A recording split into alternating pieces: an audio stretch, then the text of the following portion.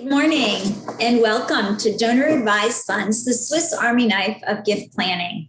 My name is Liana Garcia and I'm the Director of Gift Planning at the Community Foundation for Greater New Haven. We have some housekeeping that I'd like to go over with you today. If you are having any technical difficulties, please use the chat box. And if you should happen to lose internet connection, please just log back on with the link that you were provided with. We are asking that you ask all of your questions to our presenter in the Q&A box or feature at the bottom of the panel of your screen. We would appreciate all that. Since 1928, the Community Foundation has partnered with professional advisors like yourselves to inspire individuals, families, and businesses to have charitable giving aspirations that positively impact the communities where we live and work. Today's program is being brought to you by, in partnership, sounds like a commercial, with the Valley Community Foundation and the Jewish Community Foundation. Together, we strive to provide high-quality education offerings so we can exchange best practices and learn from each other. Today's topic is on one of philanthropy's fastest growing charitable vehicles, donor advised funds. And here to talk about this is Bryan Clontz. He is the founder and president of Charitable Solutions, LLC, a company specializing in non-cash asset receipts and liquidations, gift annuity reinsurance brokerage, actuarial gift annuity risk management consulting, emergency assistant funds, as well as virtual currency, and life insurance appraisals and audits. Bryan has given more than 2,000 presentations on charitable gift planning, as well as community foundation topics. So please join me in welcoming this most accomplished individual. Thank you very much, Carmen. I'm going to go ahead and share my screen. I'm so glad to be here with the Community Foundation team here. We're going to be able to, I think, have a very good time this morning. And as Carmen said, I actually take some questions as I go. So any questions that pop up, just definitely let me know. And if you can just put that in the Q&A section. Very much appreciate that. Let me do a little quick thing here. Pop, pop, pop, pop. We're all becoming Zoom experts, aren't we, whether we want to be or not? So I actually had a person come in about a month and a half ago to our firm, and on their email signature, it said Zoom expert. It's like, I think 18 months ago, nobody knew what that was. So now we're all becoming one of those. So as Carmen said, I'm very excited. I love this topic. So donor advised funds, all you need to know is this, and you already know it. Nothing growing faster than donor advised funds as a charitable vehicle in the country. Going to put a little bit of history there, sort of the current status. But we're going to talk about donor advised funds in particular around the flexibility. You think and know they're flexible.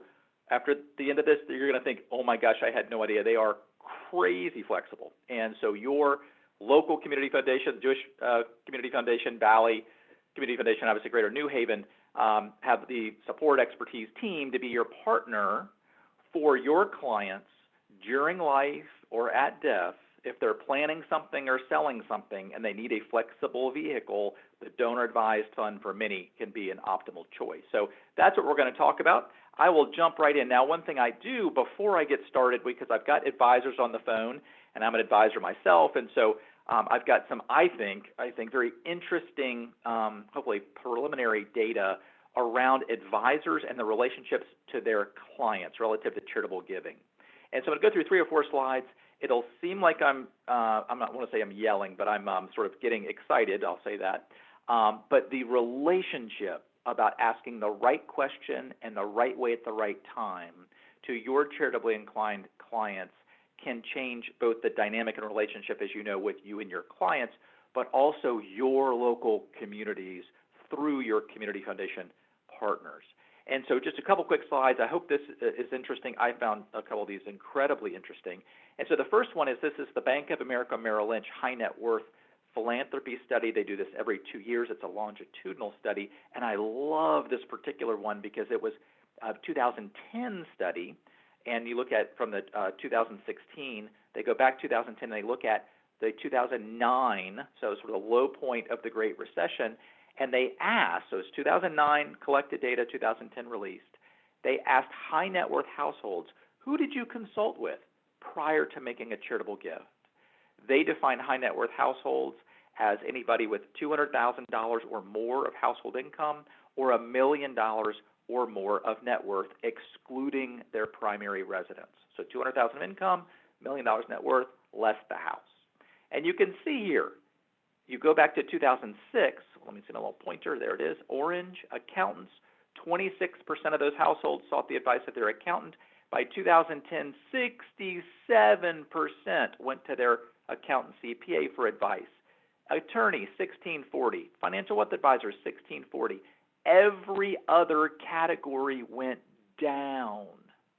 And what this tells me, I could be wrongly inferring it, but I will infer it just the same, is that at the low point of the recession, people saw need more than they had ever seen it before, and they came to you as their professional advisors to say, please be my Sherpa.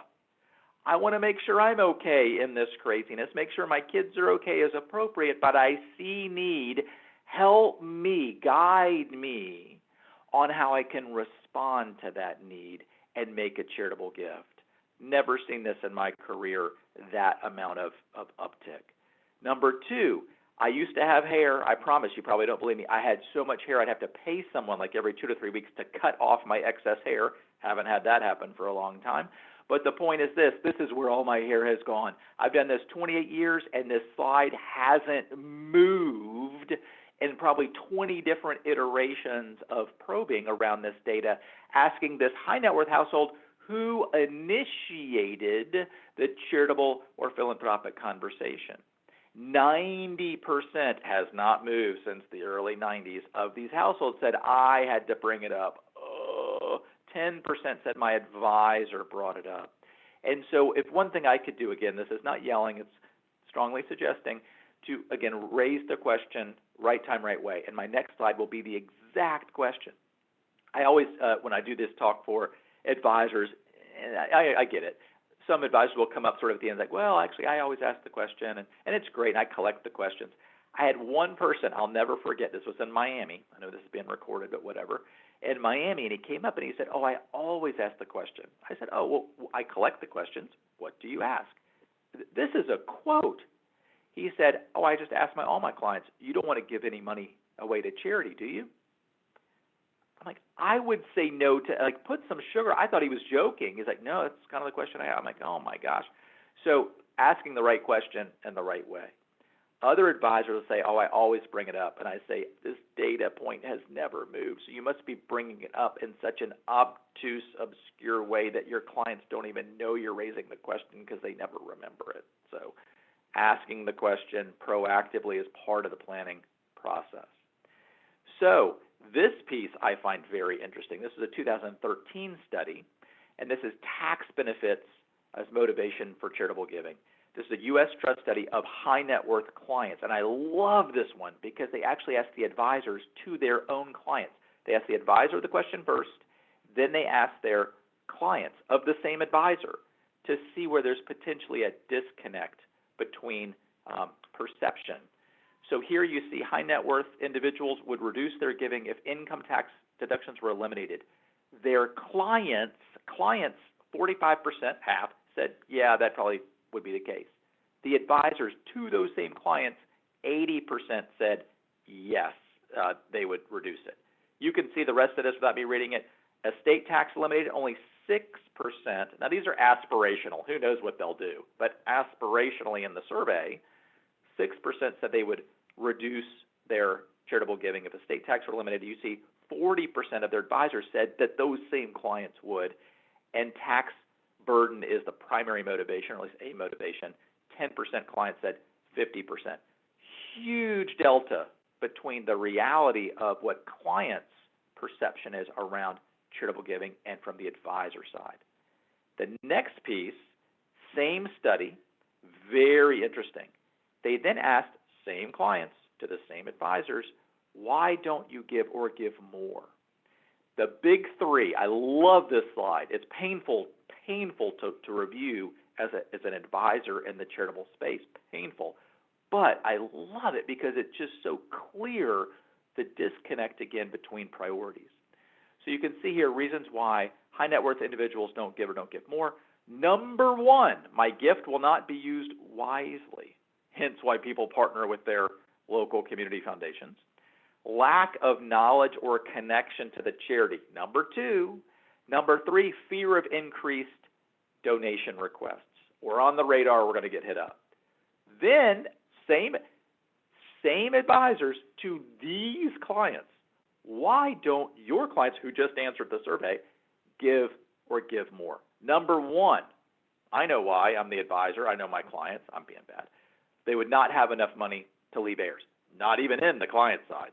Two, would not be left with enough money for themselves, not even in the client side. They don't consider them or herself wealthy enough to give money, not even in the three. So I hope this is sort of painting the picture about, A, clients are coming to you to say, help be my guide. Very often, I'm sure not with you, to be blunt, you're attending this webinar, you've got relationships with your community foundation, so you're probably one of the 10% asking the question, but I'm going to push the point anyway. Very few advisors even raising the question, right way, right time, that their clients even remember they raised it. And then three, there is this perception about why clients aren't charitable, why they are charitable, what their motivation is to give, how that would be sort of whipped by different tax policy, and then also why they don't choose to give, all of which are crazy wrong from the perceptions of the advisors versus their actual client behavior. So again, all this is going to make sense in a second. And here's the question. So the last piece here is, this is around charitable bequests. And so this one, I love this study, love it. So this was a UK study, and it was done with 1,000 people. In the UK, you can call whatever their 1-800 number equivalent is. I have no idea. The 1-800 number equivalent to actually have their wills done by phone. I find that interesting. So they just go through the fact finder and type stuff in, I guess, and take a credit card. I have no idea, and then send the will. So they did an actual experiment. This is not aspirational. The first group of 1,000, you can see it here, my pointer. Where does it go? Here we go. 1,000 people actually doing their actual wills. 5% included charity when the questioner, through the fact finder, never raised the question about, do you want to leave any money to charity? And they proactively said, wait, you didn't bring this up. I'd like to include that. And they said, sure. 5% included it. Then, for the next group of 1,000, they asked one question. Would you like to leave any money to charity in your will? They tested that question. 10% said yes. The final question was, they even call them customers. They didn't call them clients. I love this. This is behavioral finance, behavioral economics. We are freakishly manipulable as a people. And so this is called social norming. And so what they did was they framed it. They did a social framing. Many of our customers, say clients, like to leave money to charity in their will. Others are doing it in the herd. We're all doing it. We're having fun over here. Are there any causes you're passionate about? By asking that one question differently, 15% included charity in their will. It gets crazier. And the researchers then went back and looked at the average amount left for the 15% group, the red group. I should make that green, by the way, versus this group. This group left the average amount. This was twice the average as the first two.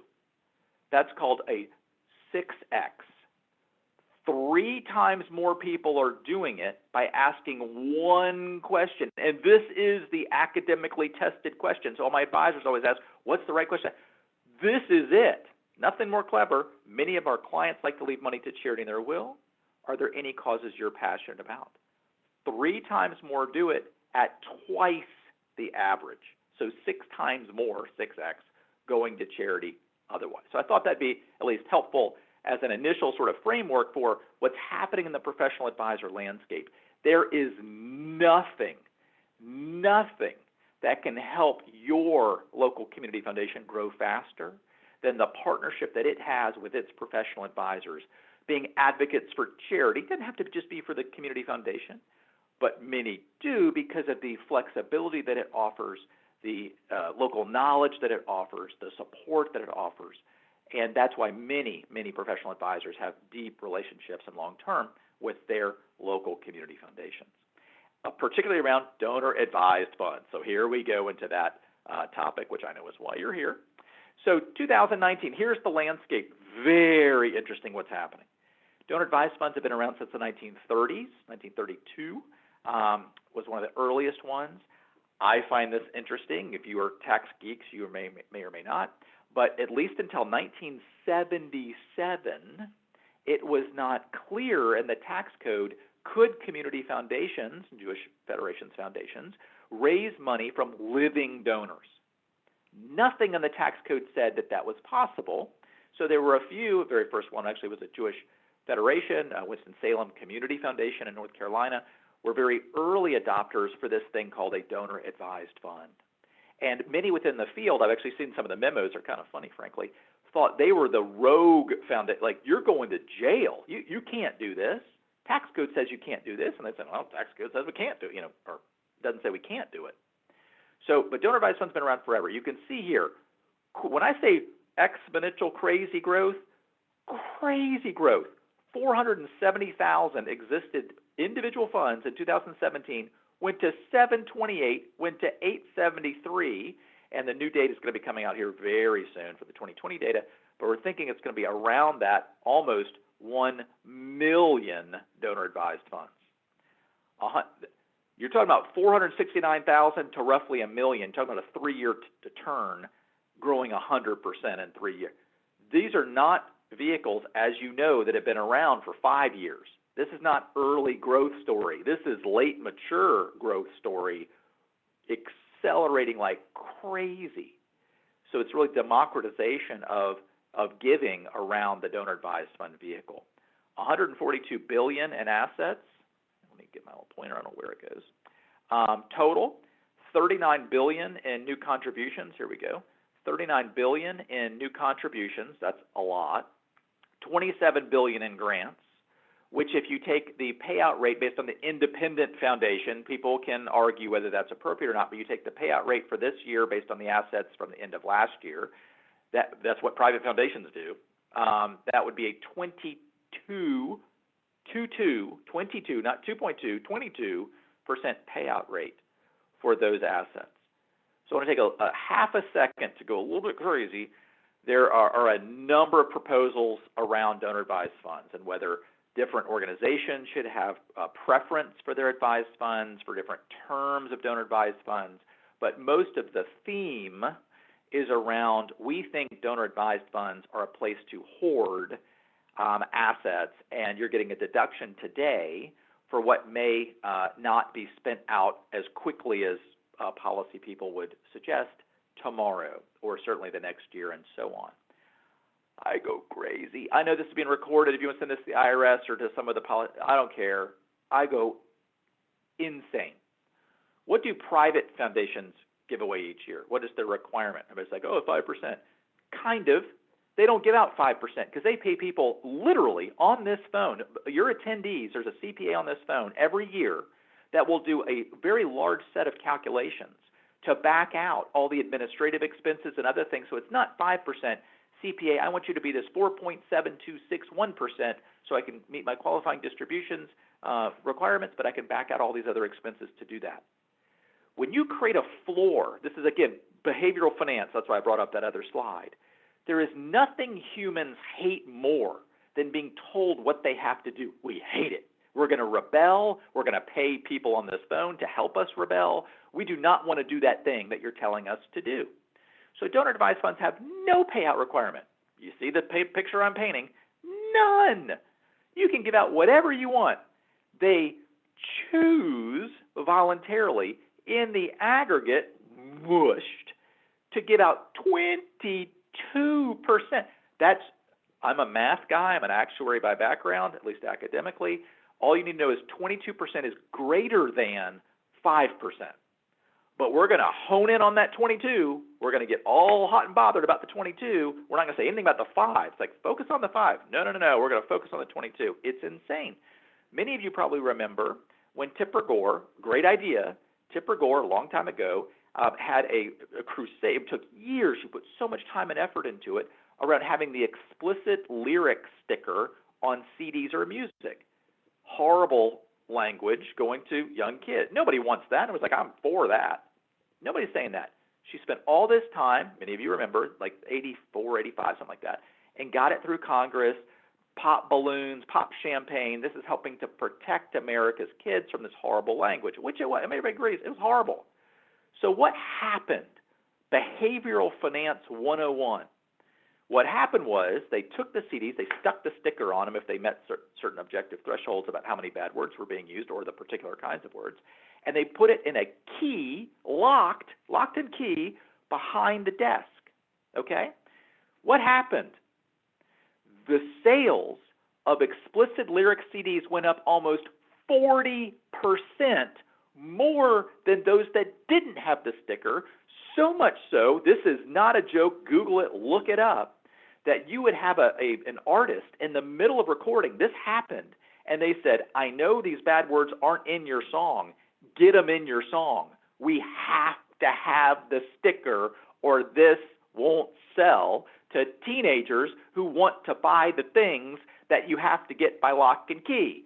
This is not a joke. So the unintended consequence was not having these kids listening to the music when in fact it doubled that. If you want to do the same thing with donor advised funds, knock yourself out. It is crazy.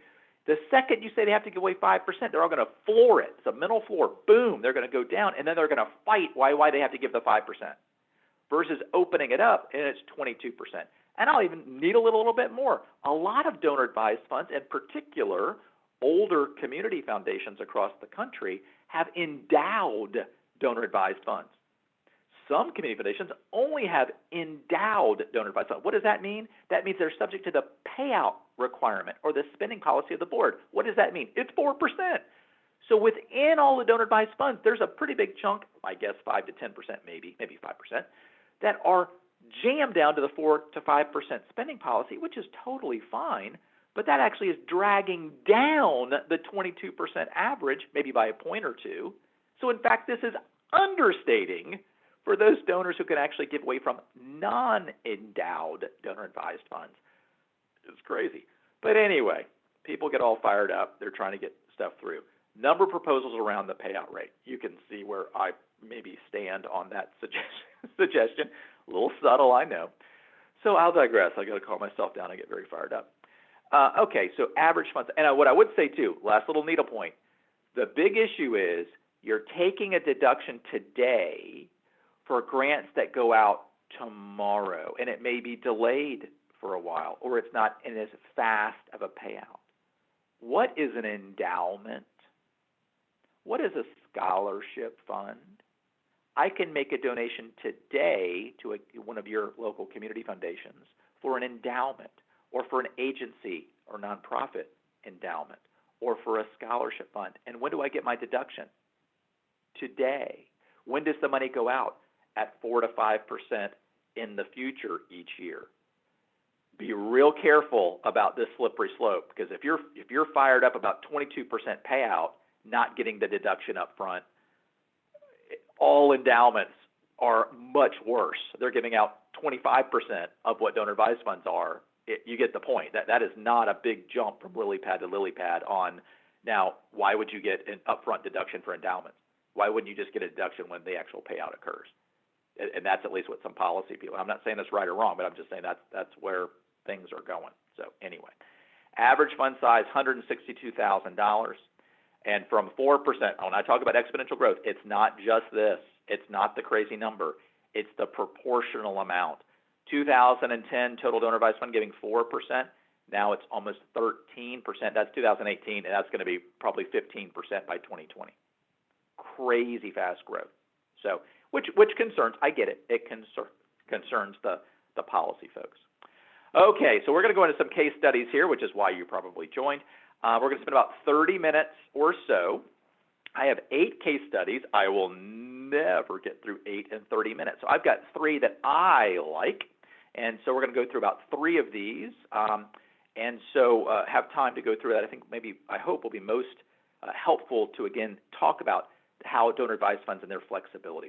So we're going to talk about number 1, this life-changing baseball coach commodities for college. The next one I want to talk about is S corporations and roach motels. Tax arbitrage is a beautiful thing. and I think artwork to Ireland. That one's kind of fun. We'll talk about that one. So those will be sort of the core three that I'll go through here today. But at least I hope sort of the framing of the professional advisor relationship with their clients in terms of raising the right question, right time, and then the donor advised fund crazy growth and what some of the policy. Now, they've been talking about this for 20 years, so I don't want to get too wound up about what proposals may come through, but we certainly saw the Green Book proposals and other Biden proposals that are out, so who knows what's going to actually stick. But donor advised funds, at least from a couple policy, specific policymakers, they're trying to sort of wedge that into the mix. So again, who knows? So with that, I will jump right in. These are all actual cases. None of this is theoretical. This particular case I found very interesting. And so this was a person that I'd worked with. He came in, and I'll never forget, he said, my son barely graduated from high school, which you see there. I shouldn't tell you this on a recorded line, but I was expelled from high school my 10th grade year. I had to repeat, and I ended up surfing too much. And so anyways, my fault that the waves broke better in the spring and the fall, which just so happened to coincide with the school year, but I digress. And so I sort of have a personal empathy for sons who barely graduate from high school. And I said, well, can you tell me a little bit more about that? And he goes, oh, it was horrible. And so for his, unfortunately, he said he's got major grade issues, had some drug issues. And he said, we just were convinced there's no way. And he laughed, he said, so much so that on Monday, before he was supposed to graduate on Saturday, he said, we sat him down and we said, hey, are you sure you're going to graduate on Saturday? Because the family's going to fly in, and are you sure? Because this is going to be very embarrassing. No, Dad, I'm going to graduate. He goes, I have no idea. It's like, just get the diploma and sort of get out. So sort of check the box.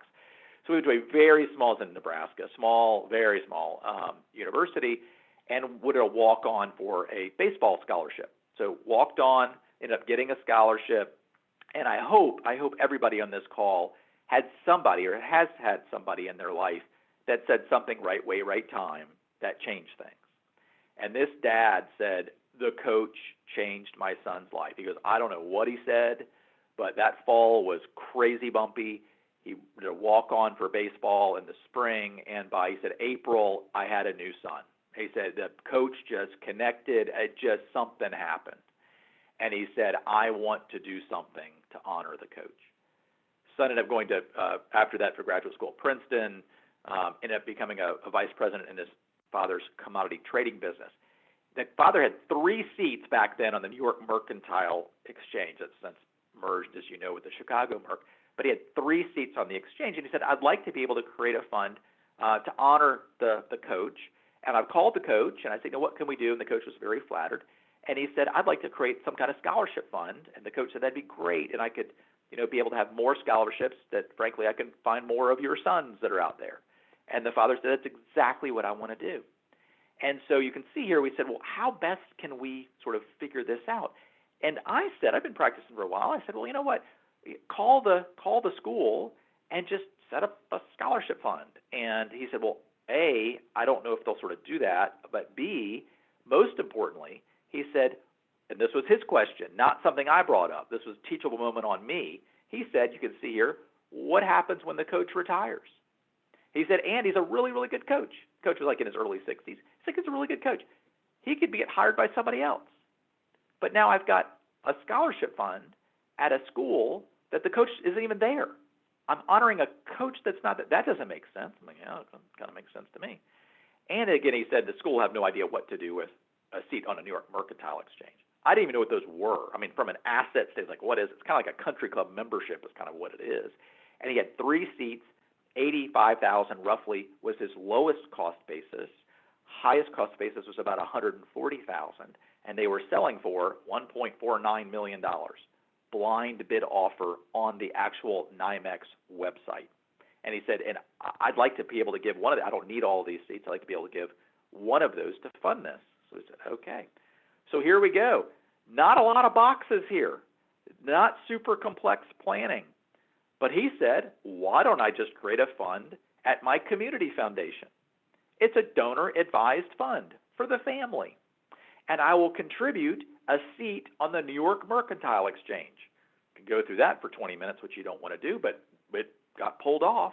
There's an exception to the transfer, and they were allowed for charitable assignment and so forth.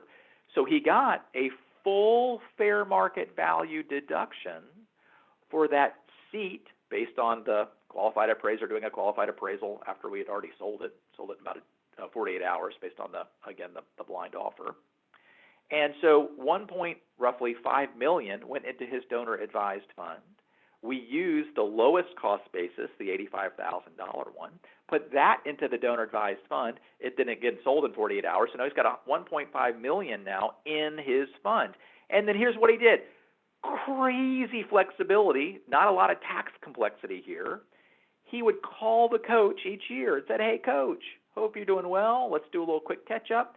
How much would be great for you for unrestricted baseball scholarships? And the coach that year might say, you know what? $100,000 or $60,000, that would be fantastic. I'm getting ready to go out on my recruiting drive, and I'd be able to have some additional funds to be able to support that. That would be fantastic. And then here's where it gets complicated. Then the donor would call his local community foundation, personal donor relations advisor, and they say, hey, I'd like to make a grant over to the school in honor of the coach for unrestricted baseball scholarships this year. And they'd say, okay. And they'd set it over there. Ba-boom. Done. What is interesting about this? The coach ended up leaving about 6 or 7 years later, went to actually to a school in Hawaii. My joke was he was in Nebraska, went to Hawaii. I wonder when they did that recruitment trip, from a seasonal standpoint. You get it. And so he went there. And so now what did the family do? Because the coach has since retired. What does the family do now? That they just called the coach in Hawaii, different area code. How's it going, coach? So appreciated what you did with our family. What would be helpful at your new school for unrestricted baseball scholarships? This amount. Sounds good. Boom. Then the coach had retired probably 8-10 years ago or so. I sort of somewhat keep up. And so retired. Then he just had his son named as the successor advisor to the fund. And now it can be redirected, because the coach is now gone, wherever the family, or more specifically where the son would like to make charitable donations, using the lowest cost basis, highest appreciation, long-term gain asset that they had, the Merck seat, super tax optimal going in, super flexibility with the coach with the initial goal, and then to be enabled to then recreate the flexibility after the coach or the original goal is gone, that then we'll have the kids of the son, the original donors, grandkids, as the successor advisors. And for that particular community foundation, they had unlimited successor advisors there. Some do, some don't, all based on policy. So the point there was you have all of this flexibility built in. Could he make it an anonymous gift for some? Absolutely. I love that about community foundations, because you could have a fund itself anonymous. We had one fund called the Pine Tree Fund, and every grant that went out was from the Pine Tree Fund. No one could ever track where that came from. It was from one of the component donor-advised funds at the community foundation.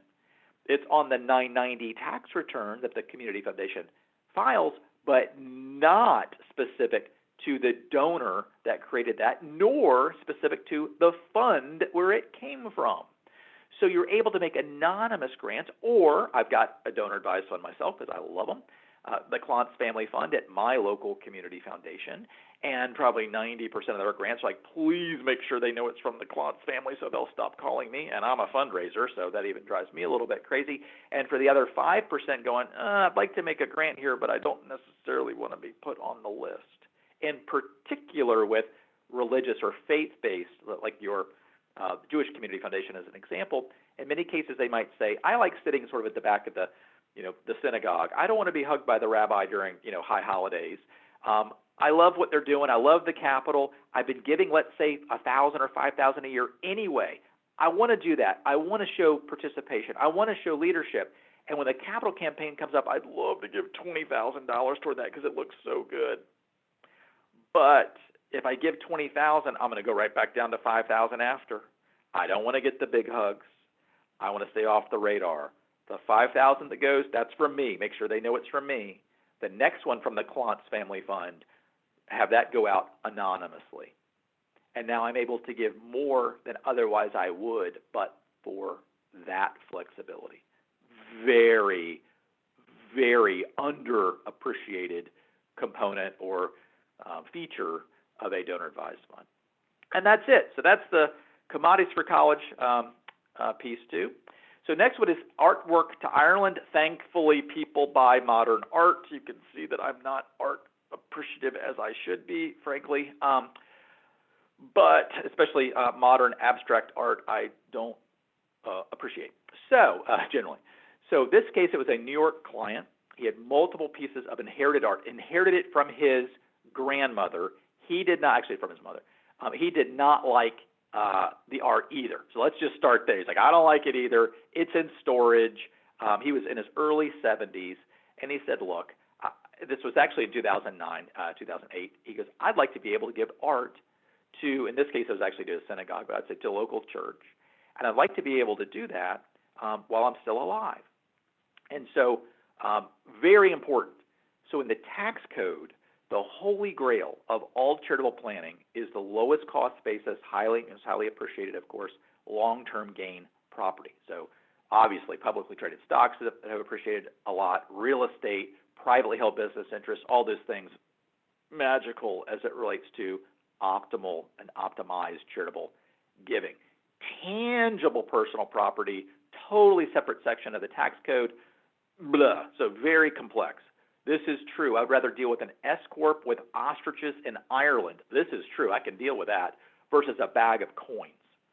Oh, there's just nothing more painful than a bag of coins. What's the value? Is it the denominational value on the coin? Is it the intrinsic metallic value based on the spot price of the donation that's made? Is it the numismatic value? Then it's tangible personal property, unless it's national deemed fiat currency, and you go crazy. So tangible personal property, my definition, if you can pick it up and throw it at somebody, that's tangible personal property. Artwork, jewelry, coins, we've done big gifts of wine before, anything you can pick it up and move it. The tax law says that if you give that to a charity during life and that charity cannot put it to a related use, then you would have a deduction that is the lesser of the fair market value or the cost basis. So art, this was about a $550,000 of art for the two pieces, and he'd inherited his stepped-up basis, let's see if that will continue, stepped-up basis around $100,000. So if he gave that to his church or synagogue or any charity for that matter, and they cannot put it to a related use, so artwork, for example, to a museum that they actually accession as part of their collection, not to a museum they say, thank you for this art, we're going to have an auction in 2 weeks and we're going to sell it. That's not their exempt purpose is to auction art. It's for public display, information, research, so forth. So in this case, Mr. Idiot, me, said, I don't think that's a good idea, because what I learned about charitable planning, all I remember is fair market value, good, cost basis, bad. That's what I remember. That makes it easy. And many of you, I would suggest with love, think the same way, because that was beaten into our heads forever. It's like, oh, no, don't give it directly during life, because you're only going to get a cost basis deduction. This is a second case, not the same case, but another case was the person wanted to give a $500,000 donation to an Irish charity, but had no U.S. affiliate, and said, if I could wave a magic wand, I'd love to be able to keep this invested by recommendation with my investment manager that helped me build the wealth in the first place. So this, again, sort of two actual cases mushed, but you get the point. So this is what I said. I said, probably not a good idea to make that as a gift. He said, and I will never forget this, he said, Bryan, help me better understand something. If any human says that to you, nothing good ever is coming after that comma, by the way, ever. He said, help me better understand something. I've got two pieces of art I don't like. He goes, it's in storage. I'm in my early 60s. I hope I'm going to live another 15, 20 years. I'm paying insurance. I'm paying storage. I don't like the art. And I want to be able to make charitable gifts. This, again, was 2008, 2009. He goes, I want to be able to make charitable gifts, but I don't want to touch my cash. Cash, bad. All you need to know there. Everything else, good. Don't want to touch my cash, and I don't want to touch my appreciated publicly traded stock, because that's still liquidity. And I think we all have a different definition of liquidity, or we did in 2009 that we did maybe in 2006. So different definition, like don't mess with my liquidity. Got to make sure everything's going to be okay. So He said, so if that's what I want to do, listen to what he said. He said, if I gave it to my church today, I understand that I get a cost basis deduction. I said, yes. He was originally planning to leave it through his will. And he said, if I left it through my will after 15 or 18 years in insurance and storage, then I would only get a charitable estate deduction, correct? I would lose the income tax deduction. And I said, well, yes. He said, but if I give it away today, it's already out of my estate, and I will be able to have at least a $100,000 deduction today, right? Yes. And when I give it to the charity, in this case it ended up to a donor-advised fund, this is a hot artist, no idea why. Sotheby's has been after me to sell this thing for like 3 or 4 years, so we're selling into a good market.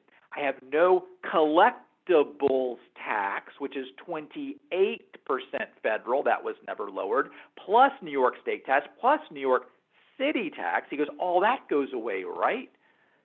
Well, yes.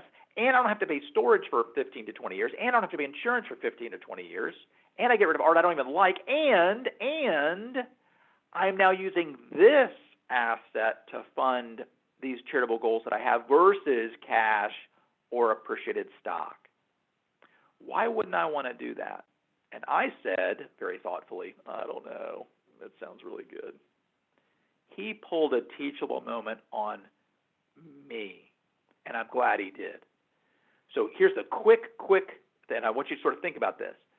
If you have a client with $500,000 piece of art, let's make up, and a $100,000 cost basis, and they say, I could make the gift to the museum, and they may love the museum. They may know the curator there, and there's a little perfect spot for it, and he may have sat there on his grandfather's knee in that particular area. They make the gift, but I'm talking about just from a math standpoint. If he gives the $500,000 painting to the museum, and they put that as part of their permanent collection and so forth, they would get a $500,000 deduction. Let's keep the math crazy simple at 40% tax bracket. Giving away $500,000, it's displayed. You'd get a $200,000 tax savings. Okay? $500,000 goes away, $200,000 tax savings. That's by far going to be the biggest tax savings. Versus giving that $500,000 painting to one of your, we'll just name the 3 community foundations that are sponsoring here the webinar, to any of them, to a donor-advised fund. You're not getting a fair market value deduction, ever. Most advisors would shut down right there. Don't shut down. Keep following the bouncing ball. You give the $500,000 to the donor-advised fund, you only get a deduction at the $100,000, the basis in my hypothetical. So that would mean what for tax savings? $40,000. $40,000 is dinky relative to $200,000. Keep following the bouncing ball. But what people don't remember then or think through is then the community foundation will sell that art. And now $500,000 of cash comes in.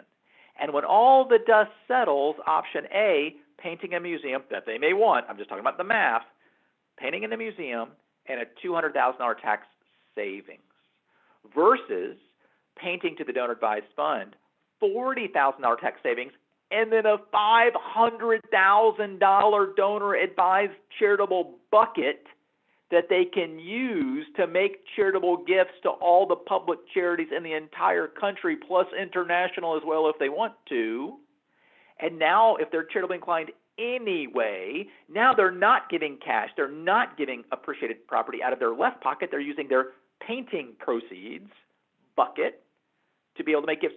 That, and every donor that I talked to said, that's kind of like a $540,000 benefit, all the proceeds plus the tax savings, versus a $200,000 benefit, just the tax savings painting in the museum. I'm like, yeah, we do a lot of tangible personal property to donor advised funds, even though the deduction is cost basis. So first you're probably saying, how bad was the art? The art was horrible. So he sent me a PDF of the art. I will never forget this. The PDF was called Two Boys by a River. That was the PDF. Two Boys by a River. That's what it was named. I opened the PDF. You're all normal people. When you open a PDF called Two Boys by a River, what do you expect to see? Probably more than one boy. Probably a water feature. I swear to God, this is the actual painting. This was the PDF. I said, is this a joke on everybody? I told the donor, he didn't like it either. I said, I think the artist took longer to name the painting than doing the painting. I said, I see no what. And I was taking the garbage out, and my wife's more art appreciative than I am. I'm like, whatever. I've got a 10-second attention span on a good day. And she's like, oh, well, I'd like to take a look at it. It's like, I'll tell you what, I'm taking the garbage out. I'm going to come back in 5 minutes. Circle the boys or any animal human structure and circle or point to a water feature. This painting, Two Boys by a River, sold for $420,000. Somebody showed up with a check that would clear. That's a different ballgame. The other thing was worse. That technically wasn't a painting. It was a stop sign. I kid you not, an actual stop sign. Pulled it off the pole, which I thought was illegal, by the way. Pulls it off the pole, and I hope you're all sitting down. Where stop signs are normally red, which you probably know, here comes the genius. He painted it blue. That's it. Sold it for $122,000. Anyway, I couldn't even do the blue stop sign, but this is the only thing I could find on the internet that could express the exasperation. That is the correct word that I felt that day. So here's what we did. 2 paintings. I've already told you why. He's like, no, I don't want to just give it directly. I'm going to give it to a donor-advised fund. Just an assignment of the paintings over. Only took cost basis. Sotheby's found 2 people somehow, some way to buy these 2 crazy pieces. Got $527,000 or something, $540,000 put in. And for some, not all, some community foundations will allow outside investment managers. So in this case, they were able to make that recommendation. And why I tied this piece in is it's not just the flexibility of donor-advised funds making grants domestically. They can do that internationally as well. So they can either do that directly, though more will use local or domestic other community foundation donor-advised funds, frankly, to then do what's called expenditure responsibility and equivalency determination on international charities. So I love this charity called Give to Asia. Where do you think they give? They give to Asia. So you're able to do, they're a 501c3 public U.S. charity. So your, let's say, Valley Community Foundation could make a donor-advised fund grant to them, and then Give to Asia could give to Asia, Vietnam, or Taiwan, wherever it happens to be. So now I wanted to really tease out both the flexibility of the assets coming in, but also the flexibility of the global reach of where grants can go quite efficiently, and this whole component of potential, based on policy, outside investment management too. So that's that one. I like that one. So the next one is, I've got some other good ones in here, but the next one is S Corp. So I want to talk about that next, which I think is right here. Yes. So S Corps. So this will be my last one. Should finish here in about 7 minutes or so, 6-7 minutes. S corporations. So I worked with a very astute attorney one time very early on with S Corps, and he said, Bryan, S Corps are a lot like roach motels. They're real easy to get into, and they're almost impossible to get out of. And so, which is very true. So quickly, if you have a C corporation, a client with a C corporation, and let's say it's the matriarch founded it in her garage, cost basis 52 cents a share, it's always 52 cents a share, and she has 70%, so 70% ownership, daughter owns 10, son owns 10, key employees own 10. You all know exactly where I'm going with this. I'm going to do it anyway because I love you. You're not doing this enough. If you've got charitably inclined C Corp clients, this is a slam dunk from a tax perspective. So it's a C Corp. And what does she give to every year? She gives to lots of different places. And what asset does she use to give? Cash. She keeps giving cash. The most charitably inclined people, I don't care where I am in Connecticut. I don't care where I am in Kansas, Salina, or LA, or I don't care where I am. Always, the most charitably inclined people, always, real estate wealth, small business wealth. Always. What do real estate people own? I'm not sure. Real estate. Incredibly good asset. We're doing a ton of real estate into donor-advised funds. Second thing, what do privately held business people own? Privately held businesses, not a trick question. C Corp, S Corp, LLC. So back to my C Corp. She's charitably inclined. She keeps giving cash. Don't have her give cash. Have you call your local community foundation and say, hey, I've got a crazy idea. Is there any way that she could take her C Corporation stock that she owns, let's say $500,000 worth, and she could give that to a donor-advised fund at my local community foundation? She'd create a fund, make the donation. But the corporation's got some retained earnings, and they don't really want some charity as a crazy partner. And so what they want to do is just buy those shares back using retained earnings.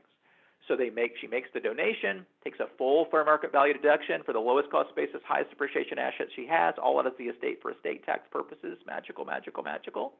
And then the company redeems those shares back. Charity's not compelled to redeem. I get prearranged sale rules, Palmer, Blake, Ferguson, Dickinson, so forth. I get all that. They can choose to say, I'd like to redeem that back at the full fair market value, so we're going to send you a check for $500,000. Now that the corporation owns those shares, retires those shares into Treasury, they are no longer outstanding. What just happened? She now has a $500,000 bucket using the lowest cost basis, highest depreciation asset that she has. It's kind of like Amazon stock that she's got for 52 cents a share. Wicked optimal. It's out of her estate, which is not a big deal right now. Might be a big deal January 1st. Who knows? For estate tax purposes. Bigger deal. She still owns the same number of shares, but so do the daughter, the son, and the key employee, and now there are less shares outstanding.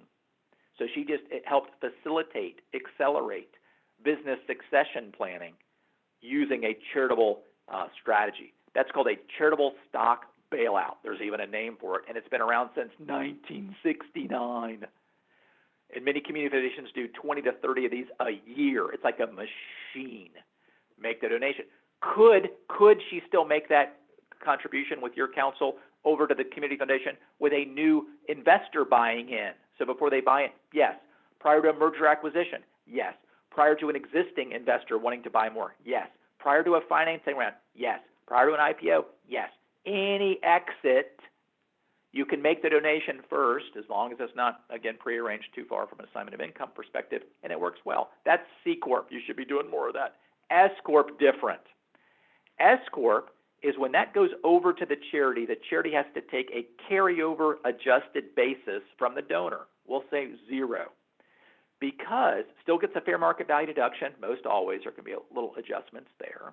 But then when that comes over, the charity has to have all pre-contribution gain and all post-contribution gain and all income during the holding period allocated on the K-1 as UBIT, unrelated business taxable income.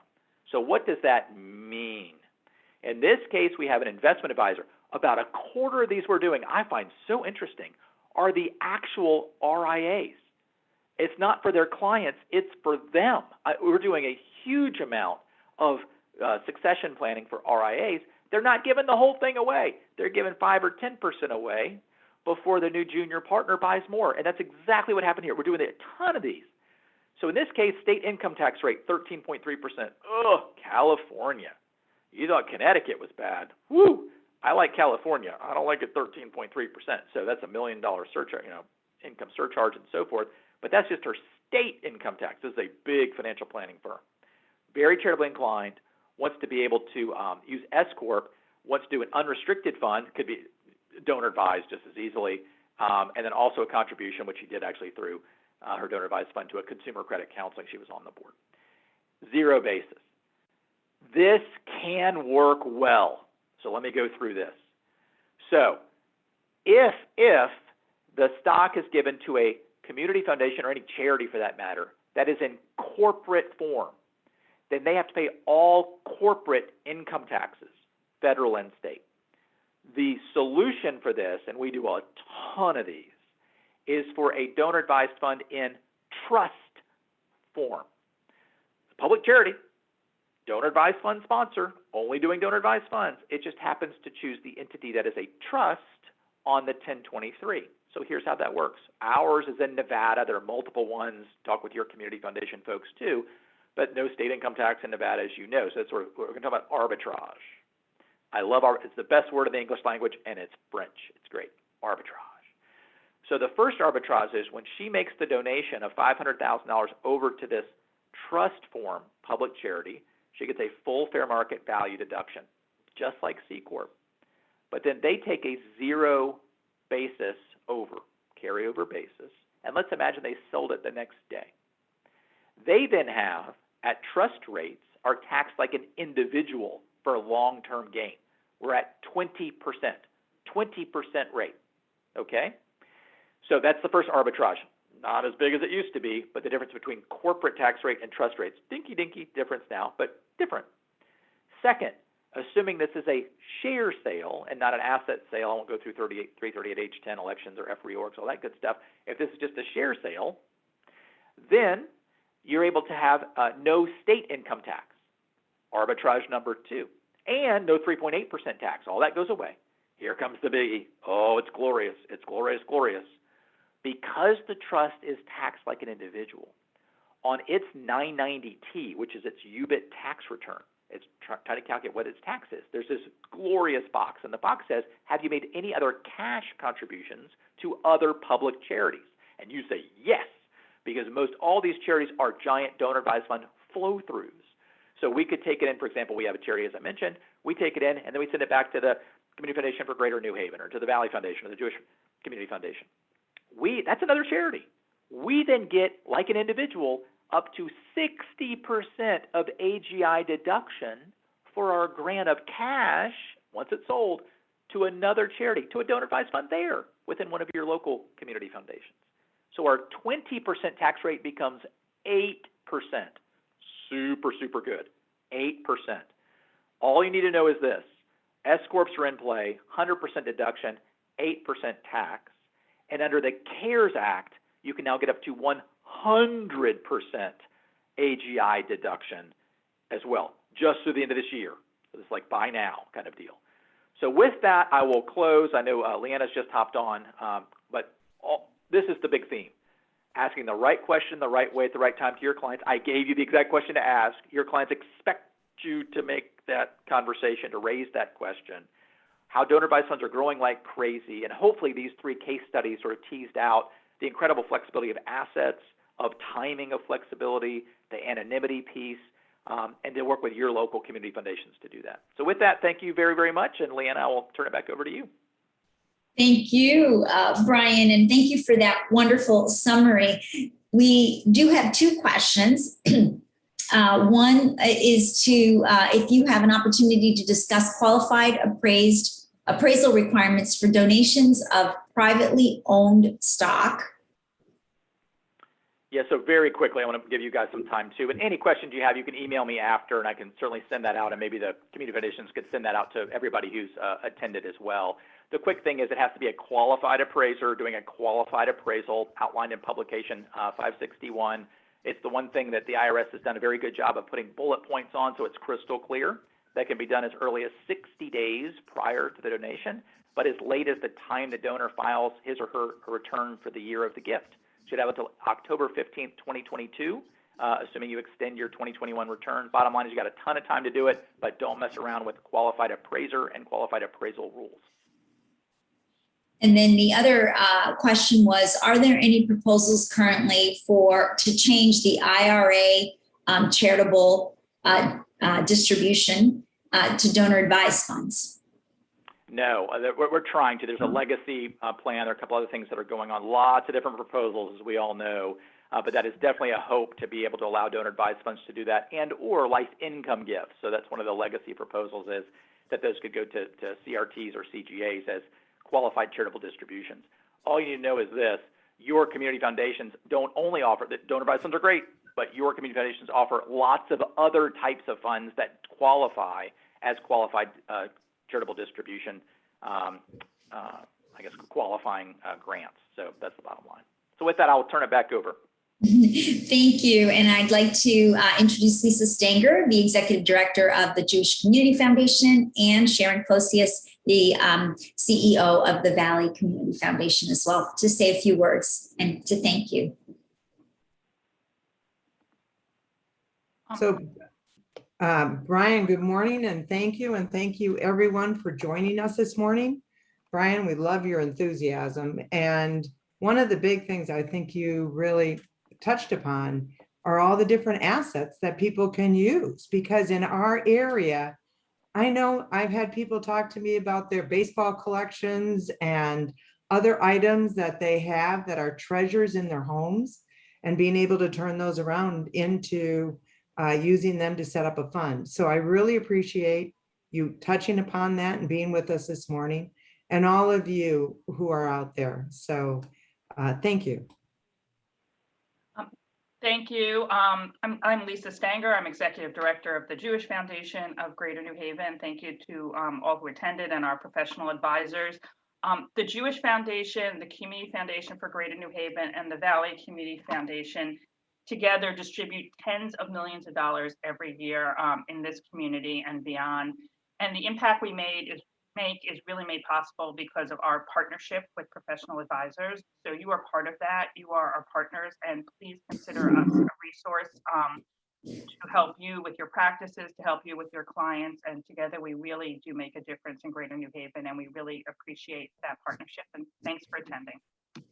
Yes, and just a reminder that you will be receiving a recap email with a link to the program, as well as an evaluation. And we'd love to hear what you thought about today's program. And again, thank you so much for giving us some of your time this morning. And we hope that you're taking away some best practices and new ideas to take to your work. Thank you.